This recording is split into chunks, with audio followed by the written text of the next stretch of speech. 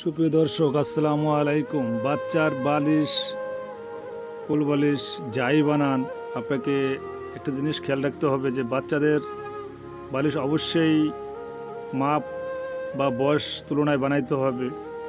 যেমন ধরেন, এই যে বালিশটা দেখতে পাচ্ছেন, এটা 2 থেকে 3 বছরের বাচ্চা ব্যবহার করতে পারবে। মূল বিষয়, বাচ্চার বালিশ বানানোর আগে অবশ্যই আপনাকে ভালো তুলাটা যাচাই করতে হবে। বেশি সম্ভব সে মূল তুলা দিতে পারলে সবচেয়ে ভালো হয়। আর বাচ্চাদের বালিশ বানানোর ক্ষেত্রে অবশ্যই খেয়াল করবেন যে মাথার বালিশটা যেন তুলা কম হয় এবং ভালো মানের তুলা হয়। কোল বালিশে আপনি যদি স্বাভাবিক তুলা দেন তাতে অসুবিধা নাই, কিন্তু আপনার মাথার বালিশটাই কিন্তু আপনার ভালো মানের তুলা দিতে হবে। আপনাদের সবসময় খেয়াল রাখতে হবে যে বাচ্চাদের বালিশ কিন্তু একটা গুরুত্বপূর্ণ বিষয়, তবে এটা কোনোভাবেই এদিক সেদিক না হয়। দর্শক, আমার চ্যানেলে যদি আপনারা নতুন হয়ে থাকেন, অবশ্যই আমার চ্যানেলটি সাবস্ক্রাইব করবেন, পাশে থাকা বেল আইকনটি অন করে দিবেন। দর্শক, আপনাদের প্রয়োজনে আমি এভাবেই ভিডিও তৈরি করে থাকি।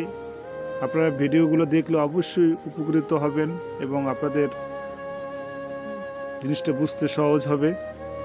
বাচ্চাদের বালিশ একটা গুরুত্বপূর্ণ বিষয়, কারণ বাচ্চারা তো নরম এবং ওরা তো বুঝতে পারে না, বলতে পারে না। তাই বাচ্চাদের দিকে অবশ্যই খেয়াল রাখতে হবে যে বাচ্চারা যে বালিশটা ব্যবহার করবে সেটা যেন তাদের মনের মতো হয়, কারণ ওরা তো বলতে পারে না। ধন্যবাদ সবাই।